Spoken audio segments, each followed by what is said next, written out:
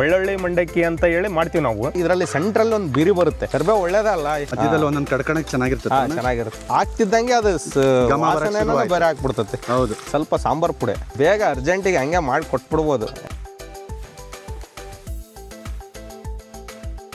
ಬೆಳಗಡ್ಲೆ powder ಮಾಡ್ಕೊಂಡಿದ್ದೆ, ಇಲ್ಲಿ ಒಂದು ಸ್ವಲ್ಪ ಸಿಹಿ ಖಾರ ಆ ಥರ ಬರುತ್ತೆ. ಇದು 10 ದಿನ 15 ದಿನ ಮಟ್ಟನೂ ನಾವು ಎತ್ತಿಟ್ಕೋಬಹುದು. ವಿಶಿಷ್ಟ ರುಚಿ ಯೂಟ್ಯೂಬ್ ವಾಹಿನಿಗೆ ತಮ್ಮೆಲ್ಲರಿಗೂ ಪ್ರೀತಿಯ ಸ್ವಾಗತ. ಇಂದಿನ ಸಂಚಿಕೆ, ಇದರ ಹೆಸರು ಭಟ್ರ್ ಸ್ಪೆಷಲ್ ಅಂತ.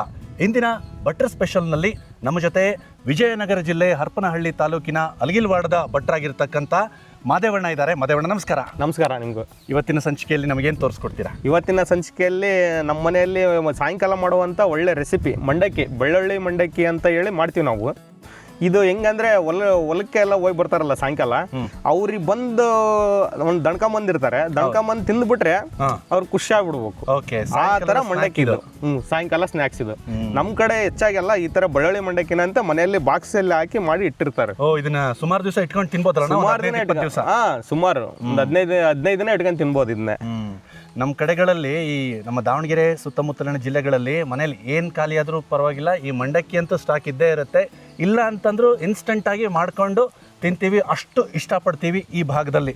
ಮತ್ತು ಜ್ವರ ಬಂದಾಗ ಇದು ಸ್ವಲ್ಪ ಖಾರ ಮುಂದೆ ಮಾಡ್ಕೊಂಡು ಈ ಬೆಳ್ಳುಳ್ಳಿ ಮಂಡಕ್ಕಿನ ಮಾಡ್ಕೊಂಡು ತಿಂದ್ಬಿಟ್ರೆ ನೆಗಡಿ ಕೆಮ್ಮು ಇದೆಲ್ಲ ಹೋಗ್ಬಿಡುತ್ತೆ ಅನ್ನೋದೇ ಈ ಭಾಗದ ಜನರ ನಂಬಿಕೆ. ಅದು ನಿಜ ಕೂಡ ಹೌದು. ಬನ್ನಿ ಈ ಒಂದು ಸಂಚಿಕೆಯಲ್ಲಿ ಬೆಳ್ಳುಳ್ಳಿ ಮಂಡಕ್ಕಿಯನ್ನು ಯಾವ ರೀತಿ ಮಾಡೋದು ಅಂತ ನೋಡೋಣ. ಬೆಳ್ಳುಳ್ಳಿ ಮಂಡಕ್ಕಿಗೆ ಬೇಕಾಗುವ ಪದಾರ್ಥಗಳು: ಮಂಡಕ್ಕಿ 2 ಲೀಟ್ರು,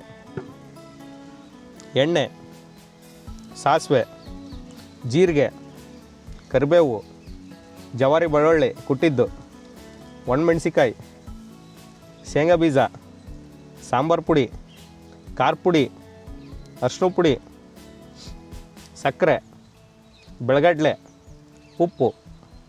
100 ಗ್ರಾಮ್ ಬೆಳಗಡ್ಲೆ ನಾನು ಪೌಡ್ರ್ ಮಾಡಿ ಇಟ್ಕೊಂಡಿದ್ದೀನಿ. 50 ಗ್ರಾಮ್ ಸಕ್ಕರೆನ ಪೌಡ್ರ್ ಮಾಡಿ ಇಟ್ಕೊಂಡಿದ್ದೀನಿ. ಫುಲ್ ನೈಸ್ ಮಾಡ್ಕೊಂಡಿರೋಣ? ಫುಲ್ ನೈಸ್ ಮಾಡ್ಕೊಂಡಿರೋಣ. ಬನ್ನಿ ಇದಕ್ಕೆ ಬೆಳ್ಳುಳ್ಳಿ ಮಂಡಕ್ಕಿಗೆ ಒಗ್ಗರಣೆ ಯಾವ ಥರ ಮಾಡೋಣ ಅಂತ ತೋರಿಸ್ಕೊಡ್ತೀನಿ. ಒಂದು 2 ಚಮಚ ಎಣ್ಣೆ ಹಾಕ್ತಾ ಇದ್ದೀನಿ. ಒಂದು ದೊಡ್ಡ ಚಮಚದಿಂದ, ಟೇಬಲ್ ಸ್ಪೂನಲ್ಲಿ ಒಂದು 2 ಚಮಚ, ಟೀ ಸ್ಪೂನ್ ಆದರೆ ಒಂದು 5-6 ಚಮಚ ಅಲ್ಲಣ್ಣ? 5-6 ಚಮಚ. ಎಣ್ಣೆ ಕಾಯ್ತಿದ್ದಂಗೆ ಶೇಂಗಾ ಬೀಜ. ಓಕೆ, ಎಷ್ಟಕ್ಕಂತಿದೆ ಅಣ್ಣ ಶೇಂಗಾ ಬೀಜ? ಅಣ್ಣ ಒಂದು 100 ಗ್ರಾಮಷ್ಟು ಶೇಂಗಾ ಬೀಜ. ಓಕೆ.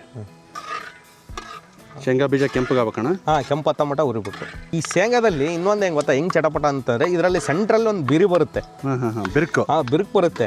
ಓಕೆ. ಆವಾಗ ಇಲ್ಲಿ ನೋಡಿ, ಇಲ್ಲಿ ಈ ಥರ ಬಂದಾಗ ಅಂದರೆ ಅದು ಪಕ್ಕ ಬಂದಿದೆ ಅಂತ ಸಿಡಿಬೇಕು. ಇದು ಆ ಥರ ಆದಾಗೆ ನಾವು ಸಾಸಿವೆ ಹಾಕೋಬೇಕು. ಒಂದು ಸ್ವಲ್ಪ ಸಾಸಿವೆ. ಎಷ್ಟಣ್ಣ? ಒಂದು ಅರ್ಧ ಸ್ಪೂನು. ಅದ್ರ ಜೊತೆಗೆ ಅದು ಸಿಡಿದ್ಬಿಡುತ್ತೆ ಅವಾಗ. ಆಮೇಲೆ ಜೀರಿಗೆ. ಓಕೆ.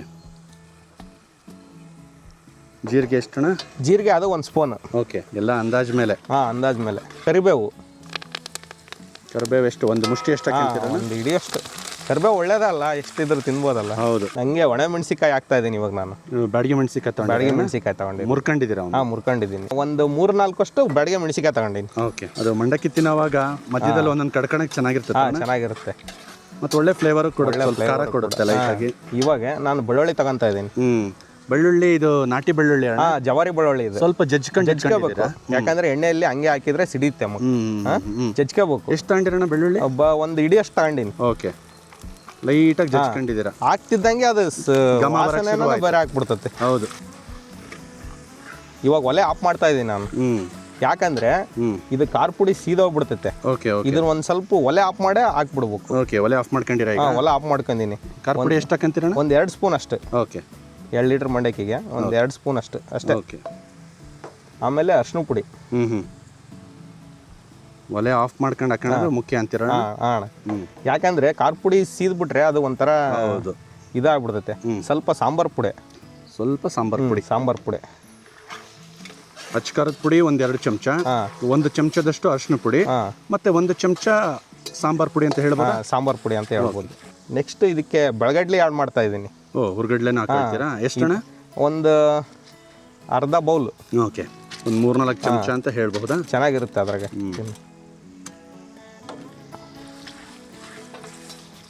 ಶೇಂಗಾನು ಇದೆ, ಈ ಹುರ್ಗಡ್ಲೆನೂ ಇದೆ. ಎರಡು ಫ್ರೈ ಆಗಿ ಒಳ್ಳೆ ರುಚಿ ಕೊಡುತ್ತೆ. ಗ್ಯಾಸ್ ಆಫ್ ಮಾಡ್ಕೊಂಡ್ಮೇಲೆ ಬಿಸಿಗೆನೆ ರೋಸ್ಟ್ ಆಗುತ್ತೆ. ಆಮೇಲೆ ಸಣ್ಣ ಉಪ್ಪು. ಉಪ್ಪನ್ನ ಹಾಕೊಳ್ತಾ ಇದ್ದಾರೆ. ರುಚಿಗೆ ತಕ್ಕಷ್ಟು ಉಪ್ಪು ಅಷ್ಟೇ. ಭಾರಿ ಸಿಂಪಲ್ ರೆಸಿಪಿ ಅಲ್ಲಣ್ಣ ಇದು? ಭಾಳ ಸಿಂಪಲ್ ಇದು. ಬೇಗ ಅರ್ಜೆಂಟಿಗೆ ಹಂಗೆ ಮಾಡಿ ಕೊಟ್ಬಿಡ್ಬೋದು. ಎಷ್ಟು 1000 ಜನ ಇರಲಿ 500 ಜನ ಇರಲಿ ಹಂಗೆ ಮಾಡಿ ಹಂಗೆ ಕೊಡ್ತಾ ಇರ್ಬೋದು. ಈ ಮದುವೆ ಮನೆಗಳಲ್ಲಿ ಏನೋ ಒಂದು ತಿಂಡಿ ಮಾಡ್ತಿರ್ತಾರೆ, ಅದು ಶಾರ್ಟೇಜ್ ಆದಾಗ ಪಟ್ನ ಇದು ಮಾಡ್ಬಿಡ್ತೀರಾ? ಇದನ್ನ ಮಾಡ್ತಾ ಇದ್ದೀನಿ. ಬೇರೆ ಕಡೆ ಎಲ್ಲ ಭಾಳ ಇಷ್ಟಪಟ್ಟು ತಿಂತಾರೆ ಮಂಡಕ್ಕಿನ. ಇವಾಗ ಮಂಡಕ್ಕಿ ಆಗ್ತಾ ಇದ್ದೀನಿ ನೋಡಿ. ಎಷ್ಟು, ಒಂದು 2 ಲೀಟರ್? 2 ಲೀಟರ್ ಅಷ್ಟು. ಈ ಇದಕ್ಕೆ ಕ್ವಾಂಟಿಟಿಗೆ 2 ಲೀಟರ್ ಮಂಡಕ್ಕಿ ತಗೊಂಡಿದ್ದೀನಿ. ಇದಕ್ಕೆ ಜೊತೆಗೆ ಈರುಳ್ಳಿ, ಕೊತ್ತಂಬರಿ ಸೊಪ್ಪು, ಟೊಮೊಟೊ ಅದನ್ನೆಲ್ಲ ಸಣ್ಣಗೆ ಹೆಚ್ಚಿಟ್ಬಿಟ್ಟು ಇದಕ್ಕೊಂದ್ ಸ್ವಲ್ಪ ನಿಂಬೆಹಣ್ಣು ಹಾಕೊಂಡು ತಿಂದ್ಬಿಟ್ರೆ ತಿನ್ಬೇಕಾದ ಸ್ವರ್ಗನ ಅದು. ಅದು ತಿನ್ನೋರ್ಗೆ ಗೊತ್ತದು, ಹೇಳೋರ್ಗಿನ.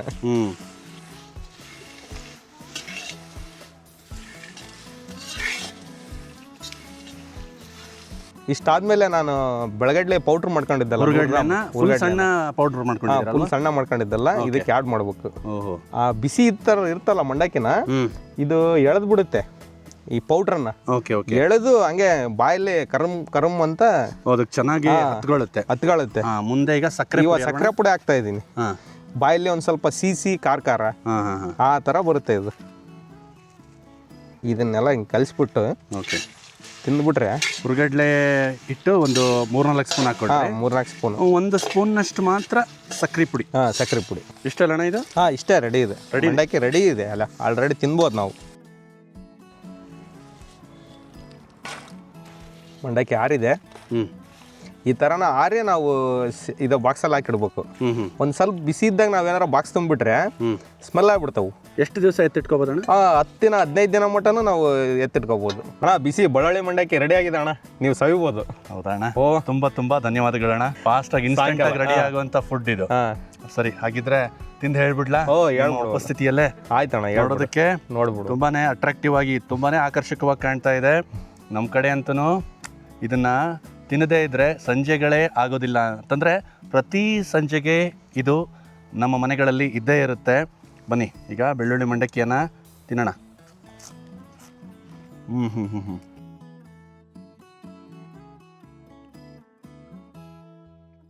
ಭಾಳ ಚೆನ್ನಾಗಿರೋಣ.